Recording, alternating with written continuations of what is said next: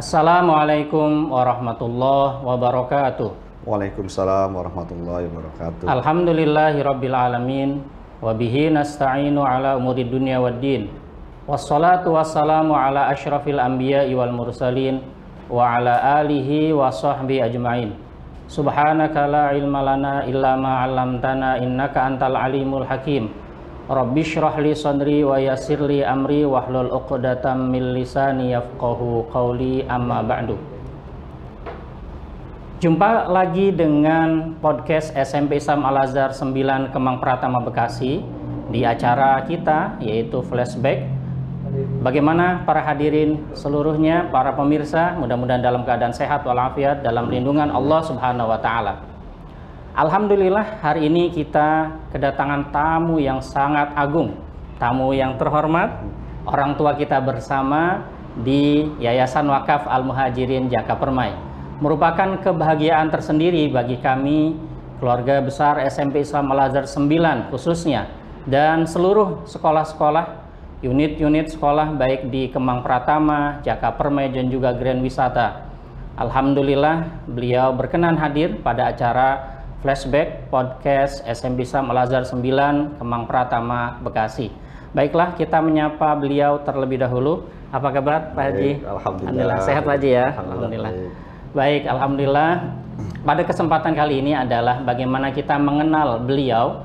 Beliau adalah Ketua Yayasan Wakaf Al-Muhajirin Jaka Permai yang baru saja dilantik.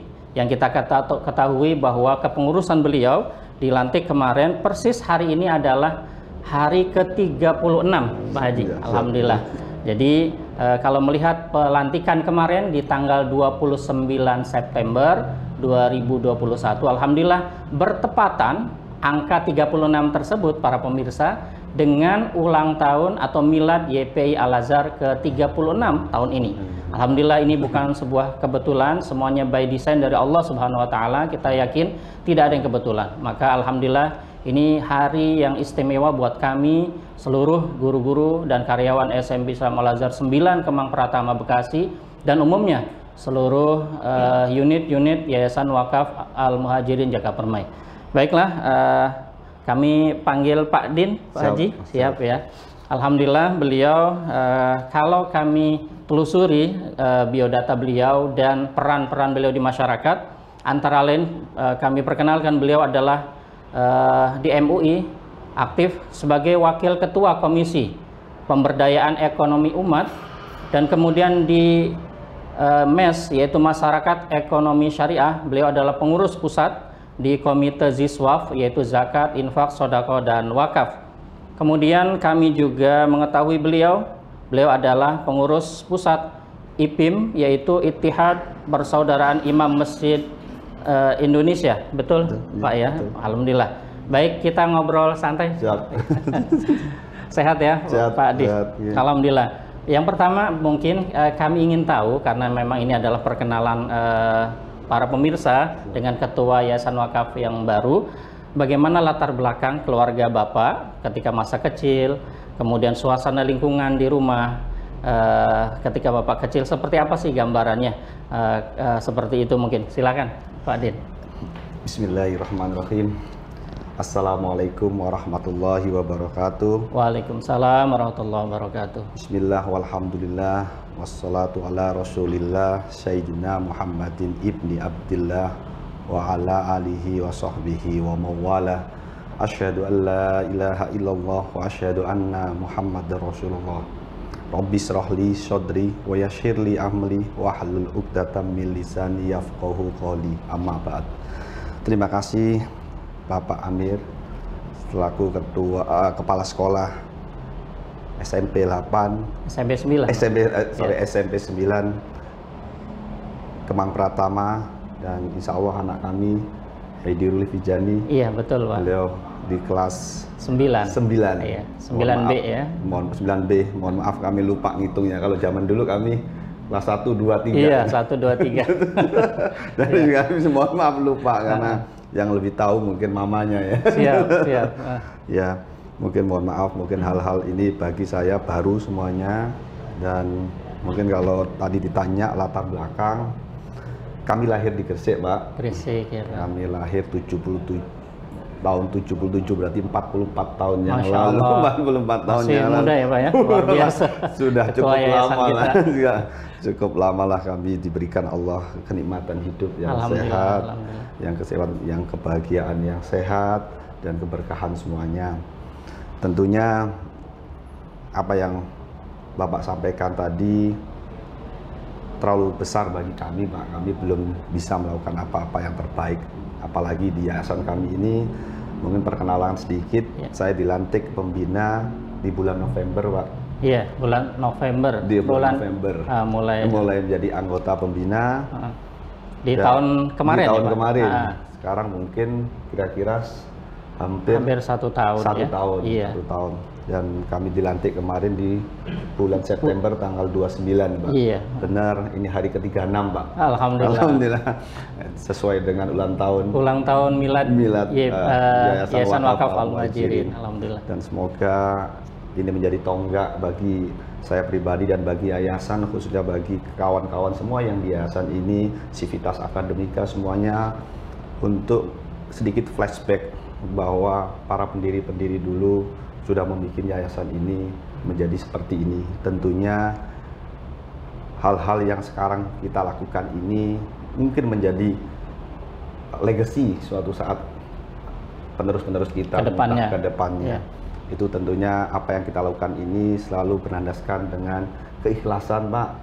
Dan kita ke depan apapun kondisi, kita harus bergandengan tangan dengan Civitas Akademika, wali murid dan jamiah khususnya. Dan khususnya di masjid ini, kalau Bapak baca di Mars kita, basic kami adalah di pendidikan dan syiar masjid. Syiar masjid. Mungkin itu flashback sedikit, tapi ntar saya akan terangkan setelah ini. Ya. Saya lahir di Jawa Timur, Gresik tepatnya, dan tepatnya lagi di kampung kecil di Gresik, Ya. Di kampung kecil Gresik namanya. Apa nama? Gumeng. Gumeng. Kalau Bapak tahu, mungkin kalau Bapak di sana, di mana kampung petis, itulah di Gumeng itu, kira-kira seperti itu. Kami lahir di sana, emang lingkungan kami cukup religius, Pak. Gitu. Alhamdulillah ya. Banyak pesantren gitu, Pak. Siap, betul. Kami meskipun tidak hidup di pesantren, tapi lingkungan kami sudah seperti pesantren, Pak. Iya. Kami wajib di sana pagi sholat subuh berjamaah, habis sholat subuh ngaji, Pak. Kami ngaji di surau-surau atau tempat-tempat guru-guru ngaji. Setelah ngaji, kami melakukan kegiatan pulang ke rumah, mandi, makan, sarapan, habis itu sekolah, Pak. Sekolah SD seperti sekolah umumnya. pertama itu mungkin di tempat-tempat lain biasanya sekolah SD, baru habis itu sekolah diniyah. Sekolah agamanya. Kalau kami terbalik, Pak. Agama nomor 1, Pak. Oh, pagi sudah sekolah diniyah? Iya, sekolah diniyah atau sekolah kalau kami madrasah ibtidaiyah. Nah, ini yang beda ya, pemirsa ya. Kalau di sekolah yang lain umumnya SD dulu ya, pagi, kemudian siangnya diniyah. Betul. Ya. Jadi kami di sekolah madrasah ibtidaiyah pagi, Pak. Kira-kira selesai kurang lebih jam 11.30 atau jam 12 sebelum duhur. Pulang itu kira-kira kami duhur. Setelah itu kami sholat berjamaah. Setelah itu makan siang. Setelah itu baru sekolah SD, Pak. Oh iya. Sekolah SD negeri namanya. Jadi pagi kita sekolah agama, siang kami sekolah umum kalau bahasa itu. Dan tentunya ini bagi anak-anak sekarang emang cukup berat, Pak ya. Tapi bagi kami dulu menjalani dengan bahagia sekali. Senang tetap ya, Pak. Senang sekali. Padahal kalau kami ingat-ingat kok bisa ya gitu. Iya. Padahal kan beban berat, Pak ya, sekolah gitu. Sangat berat sekali karena kami di madrasah ibtidaiyah zaman dulu untuk agama ya hampir setara dengan pondok, Pak, gitu. Sehingga kita mata pelajarannya kita harus hafalan beberapa ayat surat-surat pendek, kita hafal juz 30, kita harus mengerti bahasa Arab, meskipun sekarang agak lupa, Pak. Maaf, jadi terus kita harus mengerti ilmu faraid. Oh, ilmu waris ya. Iya, ilmu waris itu diajarkan, ilmu faraid, ilmu waris. dan hal-hal lainnya Pak, hal-hal lainnya termasuk kita juga sedikit banyak diperkenalkan kitab kuning Pak, atau mungkin kalau bahasa orang ini Arab Gundul. Iya, Arab Gundul, kitab Turoth ya. Iya, kitab Turoth. Kira-kira itu di Ibtidaiyah sudah mengenal itu Pak ya. Sudah mengenal itu dan diperkenalkan itu dan diwajibkan mengerti itu. Nah, setelah itu. Tapi tidak menjadi beban ya Pak ya saat itu. Iya betul, karena hampir semuanya anak seumuran kami di kampung kami seperti itu Pak. Tetapi bedanya di kampung lain biasanya pagi itu SD siang itu madrasah ya. Kalau kami tidak Pak, gitu. Diniyah dulu. Diniyah dulu, karena bagi orang-orang tidak semuanya sih mungkin sekolah di SD, tapi kalau madrasah hampir semuanya 100%. Harus ikut ya. Ikut kalau di SD itu pilihan sebenarnya Pak. Kalau SD negeri, jadi tidak semua, mungkin dari sekian murid teman saya dari 50 orang, mungkin yang di SD sekitar 30 atau sekitar 40 orang. Jadi yang 10 kadang-kadang tidak, karena mungkin meneruskan sekolah, mungkin bukan sekolah ya, kursus-kursus agama lainnya. Mungkin itu perjalanan kecil saya dari ibtidaiyah sampai madrasah ibtidaiyah. Setelah itu kami masuk ke jenjang berikutnya madrasah sanawiyah Pak. Jadi di kampung kami juga, dan alhamdulillah madrasah sanawiyah kami ini pada zaman dulu Pak, pada zaman saya dulu satu-satunya yang di perkampungan Pak. Mungkin semuanya ada di kota, ini kami kampung satu-satunya yang punya madrasah. Punya madrasah sendiri. Ya, jadi salah satu penggeraknya orang tua kami yang mendirikan yayasan itu, dan alhamdulillah sampai sekarang masih eksis ya. Masih eksis. Dan setelah sanawiyah kami 3 tahun Pak, kami di sana alhamdulillah di madrasah itu pun kami bisa masuk di SMA negeri. Melanjutkan ke SMA negeri. Iya, pada waktu itu SMA negeri yang di tempat kami itu yang terdekat ya SMA negeri favorit juga, karena pada waktu itu danemnya harus di atas rata-rata. Alhamdulillah kami keterima masuk, Pak gitu. Jadi insya Allah basic agama tidak cita-cita apapun kita akan bisa gapai Pak. Amin. Itu buktinya kami akhirnya kami bisa masuk di negeri. Dan kami punya basic agama yang bagus, dan tentunya ternyata umumnya juga tidak kalah bersaing ya Pak ya. Pengetahuan umumnya itu Pak, dibuktikan gitu. Dengan nemnya bisa masuk ke sekolah negeri favorit ya Pak. betul Pak gitu. Iya Pak gitu. Ini luar biasa sekali Pak, tentang suasana lingkungan di rumah, kemudian latar belakang keluarga. Berarti kalau ayah sebagai abah, kami kalau manggil abah ya, abah. Seperti orang Sunda ya. Iya, abah. Tapi kami tidak tahu persis gimana ceritanya. Pokoknya waktu kecil kami dari mulai diajarkan memanggil abah, tapi tidak umi Bu, tapi tetap mengambil ibu. Abah dan ibu. Abah dan ibu. Kami memang seorang pekerja atau pengusaha yang ulet Pak, atau pedagang lah, bukan pengusaha lah Pak. Pedagang, dan orang tua kami pedagang di dunia makanan Pak. Salah satunya pedagang petis. Petis itu adalah produk makanan khas Jawa Timur, yang kalau Bapak mungkin similar atau identik dengan seperti terasi Pak. Oh, terasi. Seperti terasi, tapi bahannya hampir sama, dari udang, dari tepung, dan gula. Itu orang tua kami pedagang dari tahun, sebenarnya bukan hanya dari kakeknya 1917. Melanjutkan berarti. Dilanjutkan, dan kami generasi yang ketiga sebenarnya. Kenapa kami seorang pedagang, setelah itu punya tambak udang juga Pak, untuk membantu proses petis itu juga, tetapi udangnya juga dijual Pak. Setelah itu yang ketiga, ibu kami membantu abah kami di rumah dan mengajar kami Pak. Jadi, nah yang tadi mendirikan sekolah itu, saya agak sedikit sedih kalau emang cerita ini, karena saya pribadi harus bisa seperti beliau gitu loh.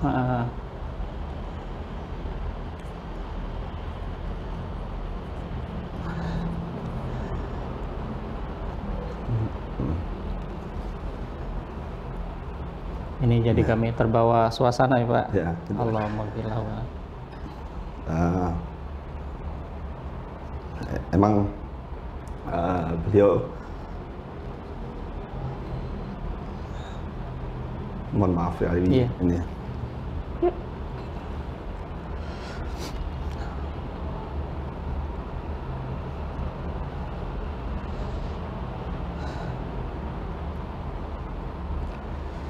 Ya, orang tua kami alhamdulillah sangat aktif apapun kegiatannya di kampung.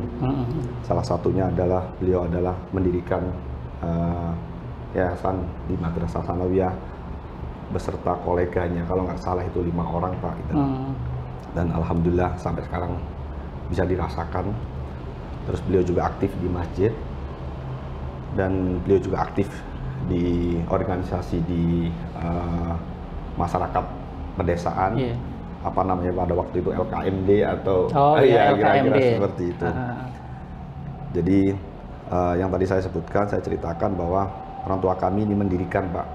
Makanya kami malu, kami hanya sekarang ditunjuk sebagai ketua, tapi kalau orang tua kami itu pendiri gitu. Pendiri.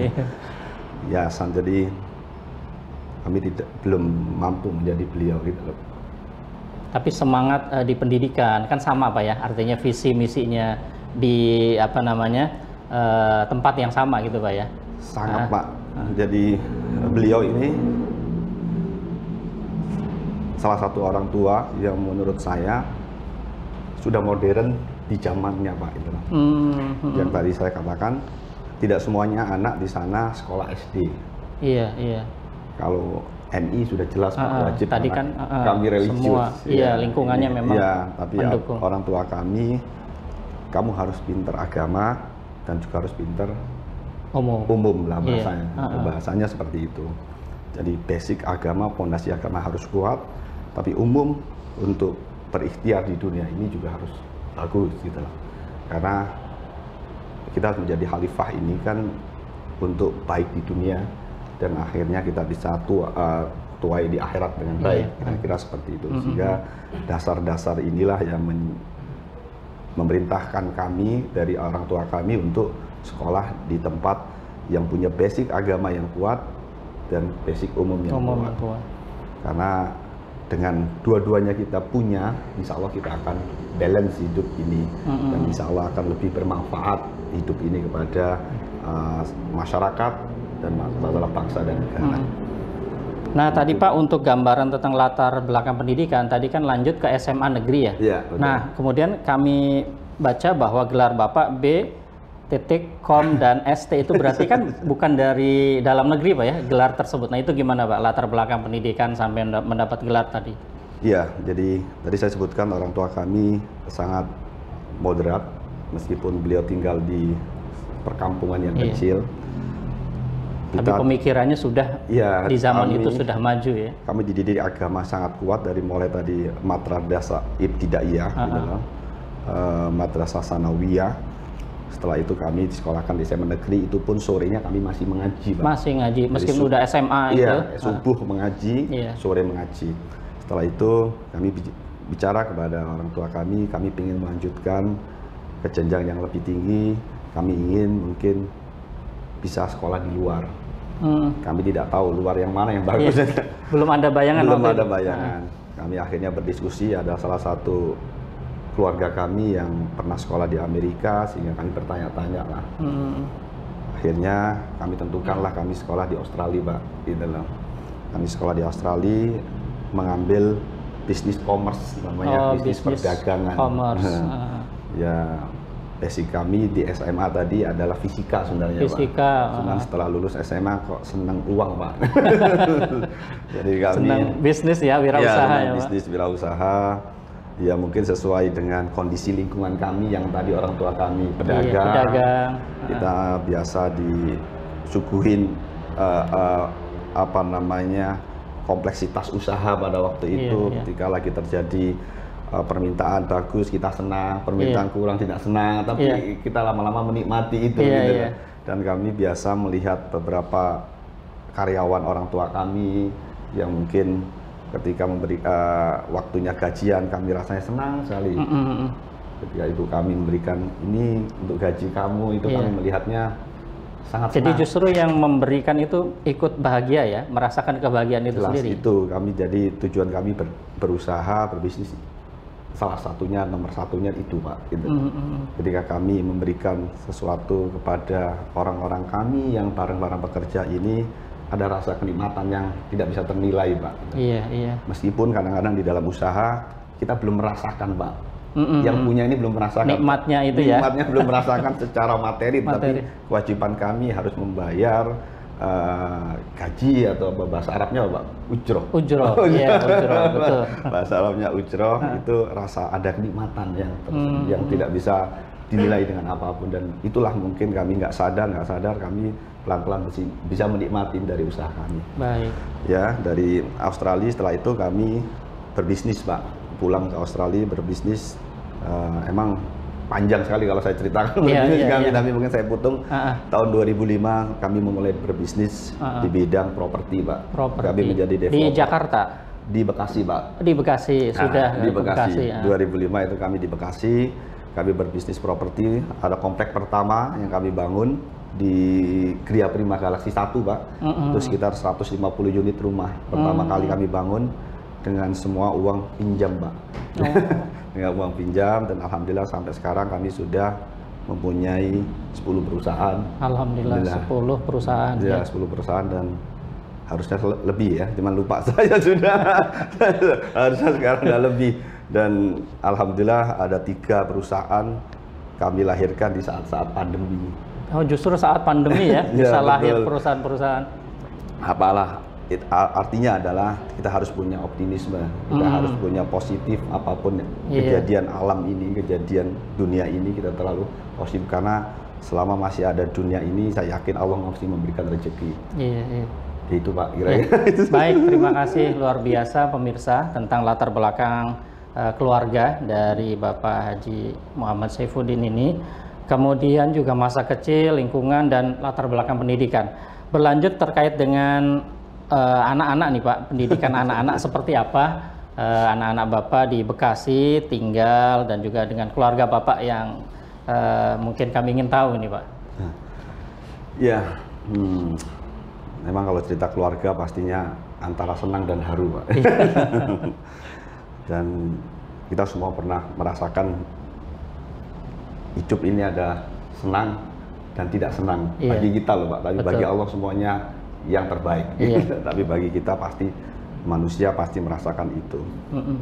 Jadi kalau keluarga kami mempunyai anak 4, Pak, gitu loh. Laki 3 dan perempuan 1. Jadi nomor 1 laki, nomor 2 laki, nomor 3 perempuan, nomor terakhir laki, gitu. Alhamdulillah, Pak, kami diberikan amanah oleh Allah. Tapi tahun 2016 Allah ambil 1 lagi, gitu. Jadi di umur 10 tahun yang anak pertama kami, gitu. Sehingga yang ada di dunia ini kami diamanin 3, gitu. Tapi selalu kami sampaikan anak kami 4, karena mungkin berbeda ruang dan waktu saja, gitu. Itu menjadi tabungan nanti di akhirat. Amin. Jadi ya buat ayah ibunya kelak. Amin, Pak. Jadi keluarga ya pastinya kami ingin menjadikan anak-anak kami bisa seperti kami, minimal syukur-syukur lebih daripada kami. Meskipun cara mendidiknya tidak mungkin bisa sama dengan orang tua kami mendidik kita kami, dulu ya. Kalau dulu tadi saya sampaikan, awalnya sih tidak ikhlas, Pak, ketika kita berjuang, tapi orang tua kami sangat tegas sekali mengatakan bahwa kamu harus menjalankan kehidupan ini, harus lebih keras, harus lebih semangat bekerja, harus ulat, dan harus banyak. Tentunya dengan kadang-kadang, mohon maaf dalam tanda kutip, dengan keras kan, itu dengan keras, bahkan mungkin mohon maaf memukul kira-kira. Tapi tentunya kami ingin menjadikan anak kami seperti kami, tapi cara-cara yang mungkin yang dulu dilakukan orang tua kami yang mungkin baik pada waktunya. Pada waktunya, saat itu. Pada waktunya. Tapi bagi sekarang mungkin sudah tidak ini, sehingga kami berkembang ya ilmu parenting ya. Betul. Tentang pendidikan psikologi anak ya, Pak. Ya, betul. Apalagi istri kami adalah psikolog, Pak. Sehingga ya kami harus menyesuaikan keadaan sekarang. Emang, Pak, antara kita mengajarin anak ini yang terbaik bagi saya, emang bagi hati saya sebenarnya adalah seimbang. Seimbang dalam karakter apa? Tidak boleh kita terlalu keras sekali atau tegas sekali, tapi kita juga tidak boleh lembek, terlalu ya? lembek sekali. Sama dengan kita megang telur, Pak. Kalau telur itu kita pegang kencang, pecah. Iya. Tapi kita longgarin jatuh. Sama aja ya, pecah. Sama ya? aja. Tapi seimbang ini juga tidak mudah, Pak. Iya. Karena kondisi kita tidak pada keseimbangan yang sempurna terus-menerus. Betul. Keadaan kitanya sendiri ya. Mungkin Bapak Amir yang selaku guru kadang-kadang ketika dalam situasi berangkat dari rumah menuju ke sekolahan mengajarkan anak-anak dalam kondisi yang pas betul, anak-anak mungkin mohon maaf melakukan hal-hal yang kurang pas, Pak Amir akan mengasih tahu dengan pas betul. Jadi ketika dalam kondisinya nggak pas, mungkin akan kita agak sedikit berbeda. Ya? Jadi keseimbangan ini yang emang yang paling tahu adalah diri kita, tapi tidak mudah mengkontrol itu. Iya. Makanya saya pernah bertemu di guru itu ketika tidak pas atau apa, dia langsung masuk ke dalam ruangan dulu, mengambil wudhu, terus akhirnya sholat sunat muakkad, itu bekerja lagi. Kira-kira begitu. Ini tipsnya ya, pemirsa, luar biasa dari beliau. Kira-kira itu saya pernah mendengar seperti itu, dan yang penting ikhlas saja, Pak. Jadi tentunya anak-anak kami kita didik dengan cara yang tadi saya katakan balance, Pak, antara keras dan lembek. Sama juga dengan antara agama dan antara umum. Jadi kami pengen, tetapi apapun yang terjadi, pondasinya harus agama dulu yang kuat. Makanya kami sekolahkan anak kami di SMP 9 Al-Azhar, Kemang Pratama. Karena apa? Karena SMP sekolah ini punya pondasi yang kuat tentang agama. Dan tidak ketinggalan juga umumnya. Dan plus sekarang kepemimpinan beliau ini menambah berkarakter. Amin. Karena karakter ini manusia atau orang atau subjek atau siswa ini akan bisa menjadi dirinya sendiri, Pak. Karena karakter ini tidak bisa kita tutup-tutupin, tidak kita paksakan. Terjadi karena kebiasaan dan terjadi dari hatinya paling dalam. Alamiah ya, Pak. Alamiah gitu. Jadi kami ingin didik anak-anak kami, basicnya adalah pondasinya agama. Setelah itu kita sesuaikan dengan zamannya, Pak. Kalau kata Sayyidina Ali kan, didik anak kami sesuai zamannya. Jadi tetap kita perkenalkan hal-hal yang modern, tetapi basicnya agama. Jadi kami pentingkan adalah sholat berjamaah. Demi alhamdulillah, dari mulai anak kami umur 2 tahun, kami ajak sholat jamaah di Masjid Al-Azhar. 2 tahun? Umur 2 tahun. Dibawa ke masjid ya? Iya, ke masjid. Dan sampai sekarang lah kami lakukan sholat subuh berjamaah. Karena kenapa kami ambil sholat subuh? Karena emang kebetulan aktivitas kami selain sholat subuh itu kan hari-hari jam duhur dan asar biasanya kan di luar, Pak. Di luar, ya, kegiatan di sekolah, ya. Iya, jadi biasanya kami lakukan itu, terus kami ajak sebelum pandemi itu maghrib dan isya, Pak. Jadi subuh, maghrib dan isya. Kira-kira dan kalau di rumah kami selama ada saya atau ada mamanya, kami ajak tetap berjamaah. Itu yang terpenting, Pak, pondasi sholat. Setelah itu ya kita wajibkan ngaji subuh. Karena kami ingat dulu subuh ini meskipun berat tapi mungkin paling banyak karena belum ketemu apa-apa. Iya, masih segar, Pak ya, masih fresh ya. Sama ngaji maghrib, Pak. Maghrib. Ya, setelah itu kami kursuskan bidang-bidang agama, khususnya bahasa Arab. Kami kursuskan juga matematika. Kami juga kursuskan bahasa Inggris karena kita juga harus mengenal dunia ini kan. Iya, global ya, Pak ya. Global, sehingga kami pengennya balance lah, Pak.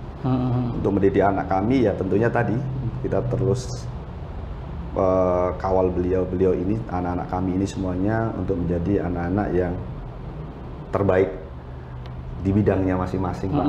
Karena apapun bidangnya saya yakin ini bermanfaat bagi umat semuanya. Kira-kira begitu, Pak. Baik, terima kasih, Pak Haji. Demikian pemirsa untuk tadi latar belakang keluarga, kemudian kami ingin lanjut kepada bagaimana hikmah atau korelasi dari semua latar belakang tadi, dukungan dari keluarga, ini bisa kemudian mengantarkan Bapak menjadi seorang pengusaha, dan khususnya yaitu orang nomor 1 di Yayasan Wakaf Al-Muhajirin Jaka Permai. Itu bagaimana, Pak? Hikmah dari itu semua, dari keluarga, latar belakang pendidikan, masa kecil gitu, Pak. Ya Bang, mungkin kami keluarga mungkin kalau saya sampaikan selalu kepada bapak-bapak pembina, saya tidak pantas menjadi pada waktu itu pembina, apalagi sekarang jadi ketua yayasan, Pak. Iya. Tapi mungkin jalan Allah, Pak. Mungkin kalau bahasa kita yang bercocok tanam tuh orang tuanya, tapi memanen anaknya, Pak. Kira-kira. Iya. Jadi hal semacam ini kami diberikan amanah ini juga karena mungkin hasil kerja orang tua kami pada waktu dulu di tempatnya di kampungnya, kita mendirikan yayasan, membangun masjid dan membangun kampungnya, sehingga kami sekarang ketika tinggal di sini, bapak-bapak pembina mempercayakan kami, Pak. Tidak ada mimpi atau cita-cita tertentu. Nggak ada mimpi, Pak, ya, Pak, ya? Kami bukan siapa-siapa, Pak, di sini. Kami pendatang. Kami datang di sini tahun 2002, Pak. 2002, dan saya kalau di masjid ini masuk tahun 2002. Saya banyak memasukkan barang-barang produk muslim pada waktu itu di outlet masjid ini, Pak. Di bawah ini, di kantor sini ini. Ya, saya hanya sholat, terus pulang, kira-kira seperti itu saja. Nah, akhirnya terjadilah sekarang ini. Untuk usaha, Pak, memang untuk jadi pengusaha ini emang pastinya tidak bisa kita lepaskan dari keluarga. Karena usaha ini kan gajinya nggak pasti, Pak. Jadi tentunya butuh dukungan banget keluarga, khususnya ya pada waktu itu istri. Ketika kami pamit, saya ini bekerja atau jadi pedagang, kami bilang gitu. Ya alhamdulillah istri karena psikolog juga mengatakan sepertinya kamu lebih cocok pedagang. Tentunya beliau menjawab itu kan siap segala resiko, Pak. Iya. Karena pedagang nggak jelas, Pak, mau tapi apapun yang terjadi, alhamdulillah Allah meridhoinya dan bisa sampai sekarang. Dan emang bagi anak-anak kami, jujur saja kegiatan kami ini memberikan wawasan cukup luas, Pak, buat anak-anak kami, karena kami otomatis pekerja atau kegiatan kami ini bermacam-macam variasinya, Pak, gitu loh. Dan bermacam-macam ketemu orang dan urusannya, gitu loh. Emang bedanya di situ. Kalau kami mungkin bekerja di kantor, pulang hanya satu sisi itu aja ya. Gitu loh. Iya, kira-kira begitu. Jadi orang-orang yang mendampingi kami pulang ke rumah pun berbeda-beda, gitu lah. Ada yang urusan A, urusan B, urusan C, jadi mungkin menjadi anak kami wawasan dan lebih cepat bergaul, Pak. Beradaptasi. Karena ketika kami ajak di kantor kami yang satu, beliau berkenal dengan staf-staf kami atau karyawan kami. Beliau ngobrol kepada salah satu kantor lagi, beda lagi. Apalagi karena usahanya ada yang berbeda, gitu. Jadi kami ajak di tempat lain, istilahnya kan ada beberapa, kami ada di Gresik, kami ada di Bekasi, kami ada di Tangerang, dan besok dalam waktu bulan ini kami ada lihat proyek kami di proyek kami sebagai konsultan di Mandaling Natal. Itu adalah proyek awal kami di usaha kami yang baru adalah usaha geothermal, Pak. Pembangkit tenaga listrik panas bumi. Ke depan ini, Pak, ya? Sudah dalam waktu dekat. Dalam waktu dekat di bulan ini sudah jadi, Pak. Tapi kami yang akan mengurusin, kami sebagai partner atau konsultannya untuk mengurusin izin-izinnya semuanya. Mungkin itu, Pak. Ya, baik. Mungkin luar biasa ya. Tetap ingat terhadap jasa-jasa orang tua ya, Pak, ya. Doa dan memang perjuangan tadi orang tua. Mungkin mereka yang menanam dalam bahasa Bapak tadi, kemudian Bapak yang menuainya. Siap. Alhamdulillah. Berikutnya nih, Pak, kaitannya dengan latar belakang tadi, ini kan kita menjelang 100 hari pertama kepengurusan Yayasan Wakaf Al-Muhajirin Jaga Permai. Ini ada nggak kaitannya dengan minat, bakat, hobi Bapak terkait dengan mengurusi yayasan? Yang latar belakangnya kan Bapak tadi pengusaha gitu. Nah, ini mungkin ada hobi atau minat, kecenderungan yang kemudian siap untuk tantangan 100 hari pertama menjadi ketua pengurus Yayasan Wakaf Al-Muhajirin. Ya, tadi saya sampaikan di awal, memang lingkungan kami yang membentuk, melihat orang tua kami ketika memberikan ujroh atau gaji kepada staf, itulah yang ada tertanam di benak kami. Mungkin akhirnya menjadi habit atau menjadi hobi ketika memberikan sesuatu kepada teman atau sejawat atau karyawan kami. Akhirnya kami bikin usaha. Sama dengan ketika kami di yayasan ini dipercaya, ketika itu yang kami rasakan adalah saya harus berbuat sebesar-besarnya untuk kebaikan, manfaat yayasan. atau untuk yayasan, khususnya untuk kesejahteraan semuanya. Iya. Dan itu yang menjadi hobi kami, Pak. Itu menjadi hobi kami, menjadi habit kami. Kami belum tenang, belum nyaman, belum bisa bahagia ketika kami belum bisa memberikan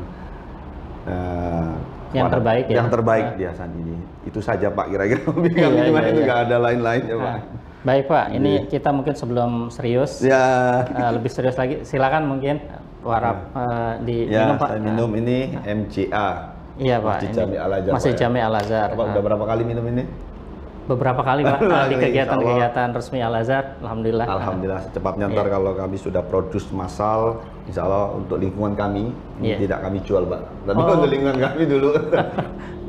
Ini MCA.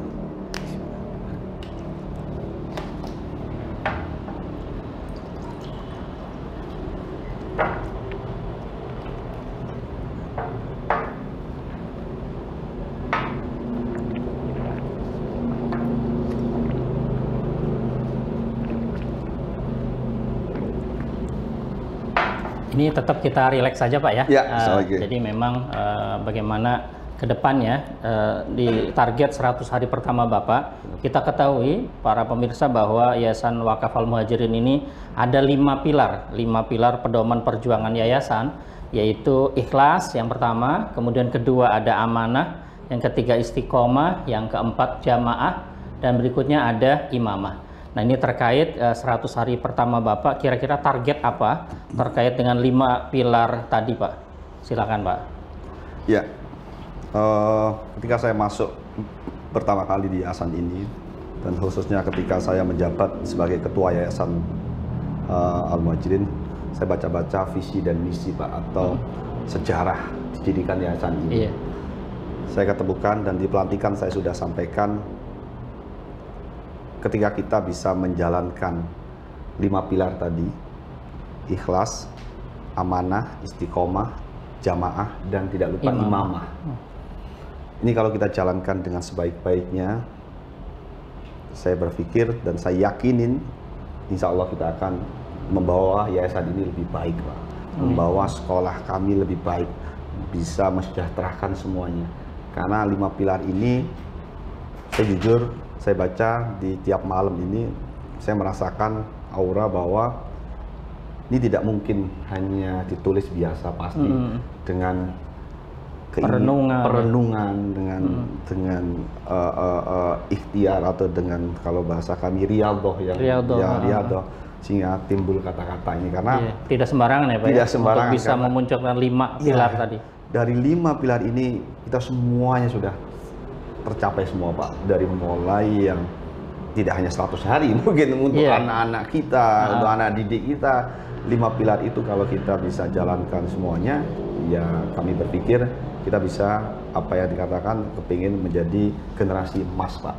Karena dari 5 itu, kalau kita bisa tanamkan karakter itu terhadap diri kita, terhadap rekan-rekan kita semuanya, dan terhadap anak didik kita, yang harus ikhlas, harus istiqomah, harus amanah, dan harus bareng-bareng berjamaah, dan yang terakhir harus paham imamah, leadership, ya, Pak. Leadership. Jadi ketika, mohon maaf, ketika di dalam satu organisasi saya dengan Pak Amir, waktunya Pak Amir menjabat ketua, kami harus sami'na wa ata'na dengan Pak Amir. Meskipun kami juga diberikan ruang untuk berpendapat, jadi ketika kita ada terjadi perbedaan, kami serahkan kepada ketua. Begitu juga sebaliknya. Ketika kami dalam satu organisasi, kami terpilih menjadi ketua, tidaknya juga begitu. Kita mungkin terjadi perbedaan, boleh kita memberikan saran, tapi ketika keputusan itu adalah imamah, tetap imamah yang dikedepankan, ya. Karena kalau tidak ada imamah, apa jadinya, Pak? Iya, mungkin semua kalau bisa ngambil keputusan. Kira-kira seperti itu. Itu juga harus diberikan karakter ini kepada anak-anak kita. Iya. Ketika menjadi besar suatu saat di organisasi, tidak hanya bisa mengkritik, tapi juga bisa menjadi anggota, gitu. Tidak hanya bisa pengen jadi ketua, tapi juga hanya bisa menjadi anggota. Dan sebaliknya, jangan hanya mau jadi anggota, kita juga siap suatu saat diamanahkan jadi ketua. Itu, Pak. Iya, luar biasa ini, Pak. Nah, kalau langkah-langkahnya sih Pak, kira-kira untuk mewujudkan 5 pilar tadi dalam bayangan Bapak ke depan ini seperti apa Pak? Ya, memang Pak, kita bicara tadi kan cita-cita, harapan, emang tidak mudah semuanya kita lakukan. Tetapi insya Allah Pak, kami berjalan, struktur organisasi di yayasan ini sudah sangat lengkap sekali.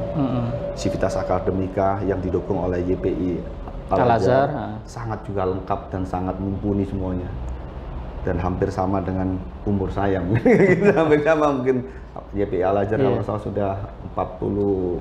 Iya, udah lebih Pak, 76 tahun. 76 tahun, sorry, mohon maaf, 76 tahun. Saya belum lahir. Iya. Jadi rasanya kami hanya apa yang sudah digariskan oleh YPI Al-Azhar, kami akan mengikuti dan bekerja sama dengan sebaik-baiknya.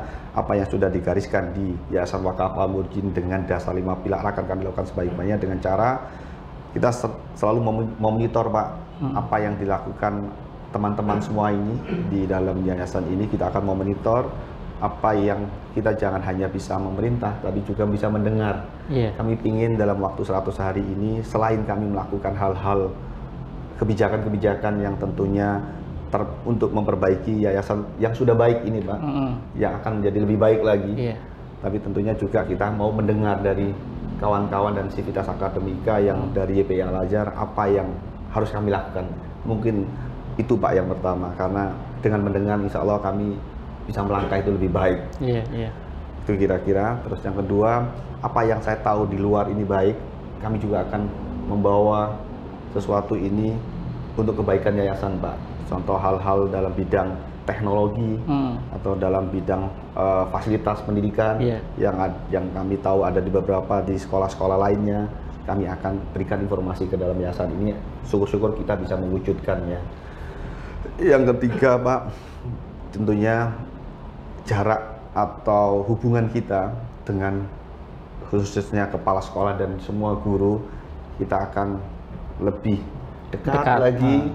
Dan tidak perlu kalau mau ketemu saya di yayasan, kami yang insya Allah datang ke sana untuk mendengar, bukan memerintah, bukan bercerita tentang saya, tapi mendengar dari Bapak Ibu. Bukan sidak ya Pak? Bukan sidak juga.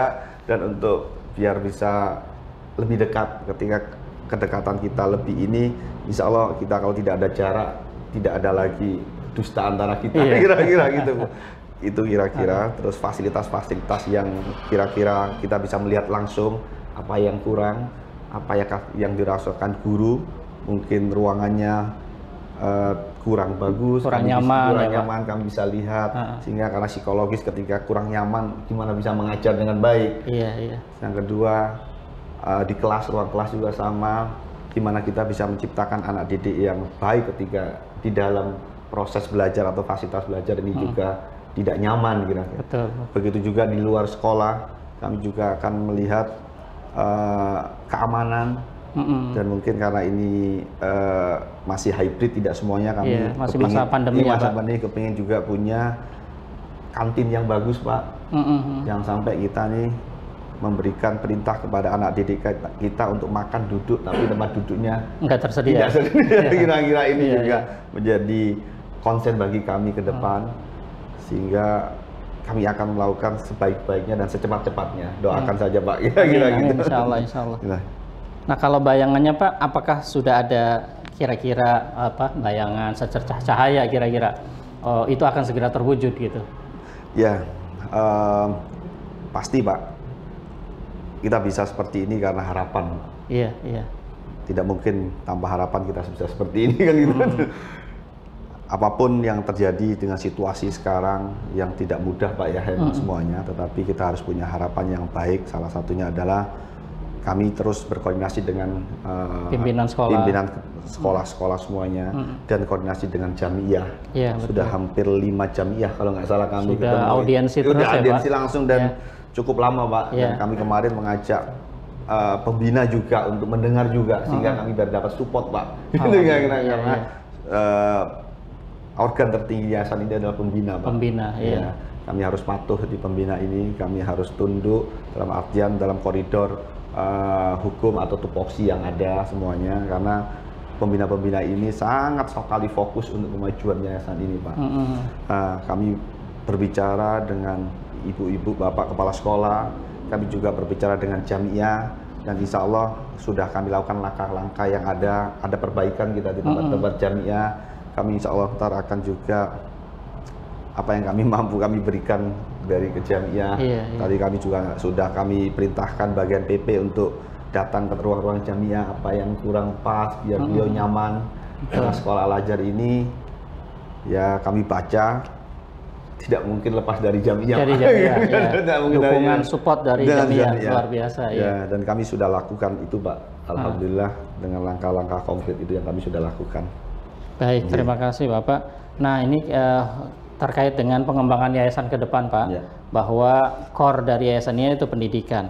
Bagaimana Bapak melihat dari sisi pendidikan ke depannya untuk Yayasan Wakaf Al-Muhajirin ini? Kan kalau saya lihat memang bidang usaha itu mungkin terkait dengan hanya gedung serbaguna ya Pak ya. Siap. Sementara untuk yang lainnya dari sisi pendidikan itu memang mengandalkan hanya dari SPP mungkin Pak ya, dari SPP murid. Sehingga secara operasional mungkin ini menjadi pemikiran kita bersama.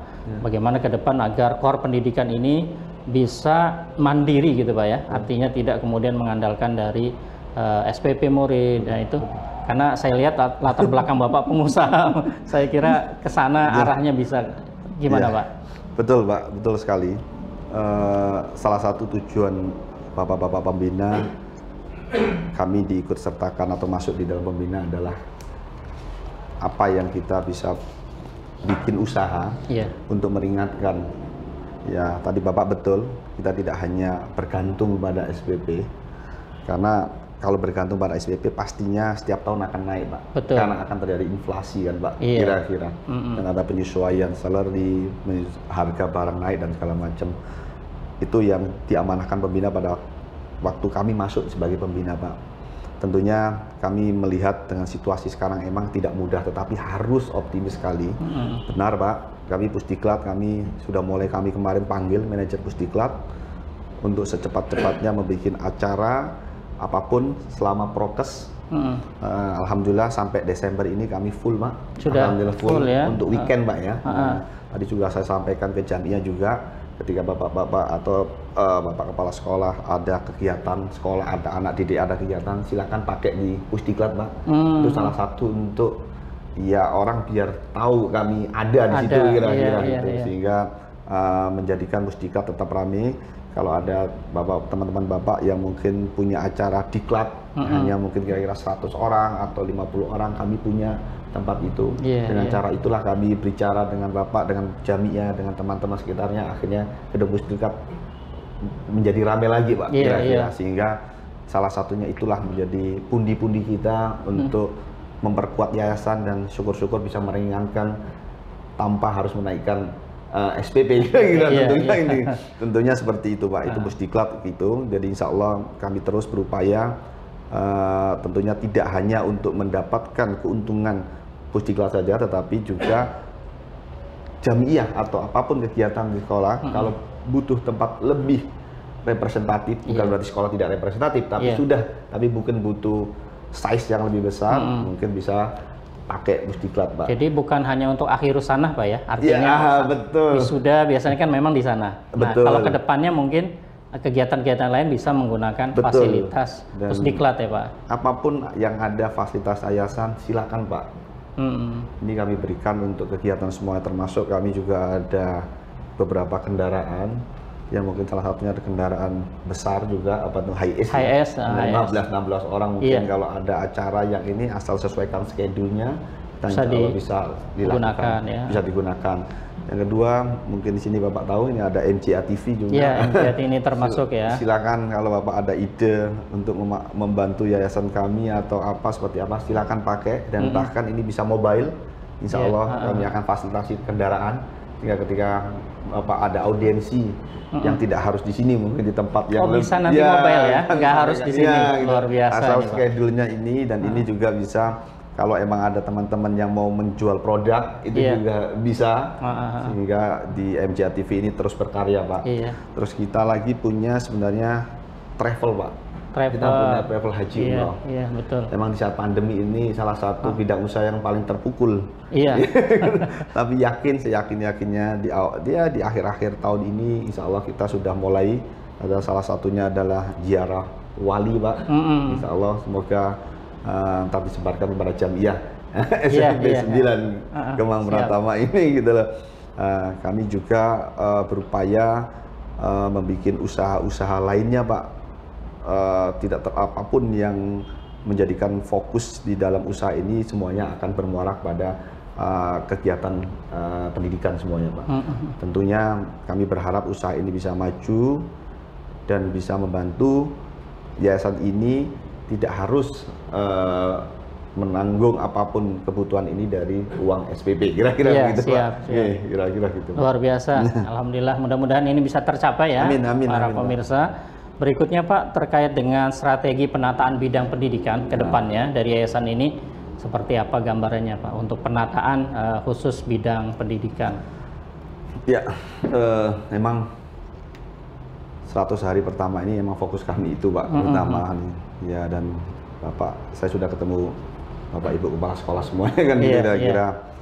Karena di dalam yayasan ini core bisnis kita atau core usaha kita adalah pendidikan. Dan syiar kemasjidan itu di dalam marsnya ada marsnya itu kan di dalam marsnya kalau saya baca itu pendidikan dan syiar kemasjidan. Jadi otomatis tadi Bapak bilang bidang pendidikan ya otomatis ini ujung tombaknya.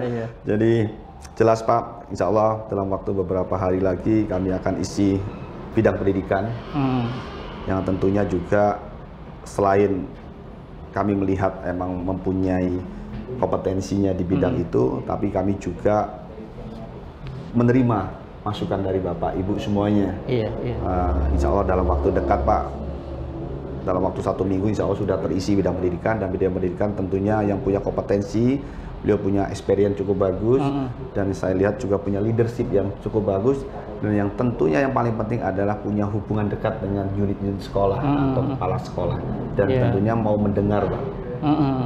Kita sebagai pemimpin harus banyak mau mendengar kan, datang ke sekolah-sekolah juga ya, sama seperti Bapak demikian. Insya Allah, Pak, semoga setelah kami melakukan ini rekan-rekan kami yang ini ikut serta juga mendukung kami, karena dengan datang ke sekolah ini kan berbeda, Pak. Kalau saya Bapak yang datang ke sini kan saya jadi kaku, Pak.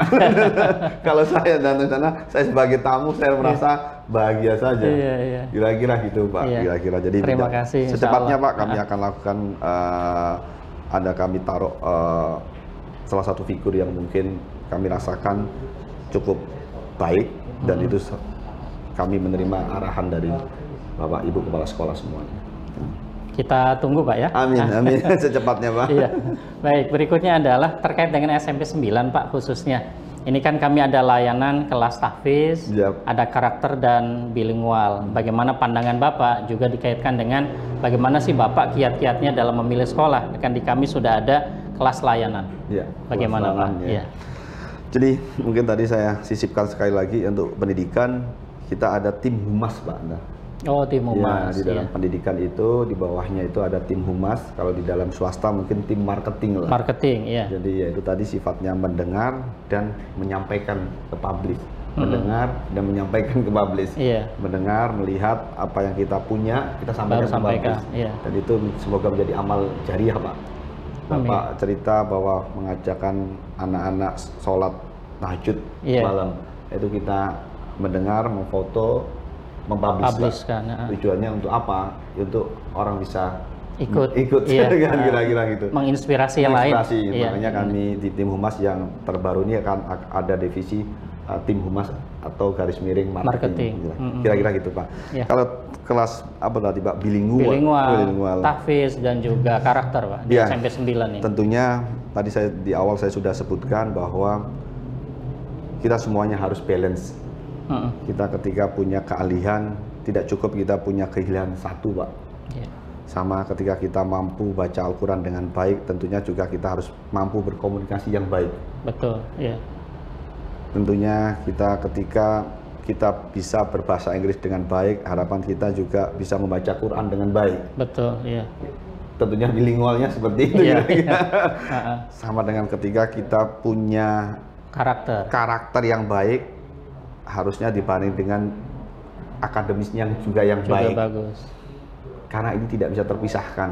Tidak bisa dikotomi ya. Dikotominya satu-satu itu harus, Pak. Karena ketika orang bisa mengerti agama dengan baik tapi tidak mampu menyampaikan dengan baik, itu jadi juga masalah.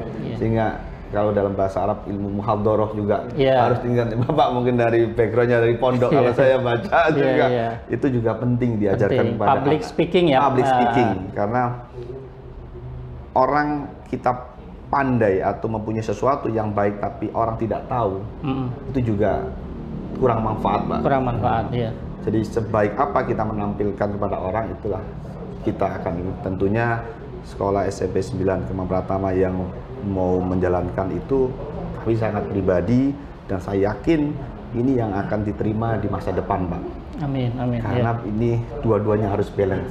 Ketika kita menjadi manusia yang dua-duanya, insya Allah kita akan seimbang. Ketika kita jadi pemimpin yang punya ngerti dasar agama yang bagus, tapi juga mengerti menjalankan syariat dunia yang baik juga, sehingga tidak harus sombong, mengajarkan kebaikan, syariat-syariat agama, termasuk syariat-syariat dunia, kira-kira tentunya kan itu.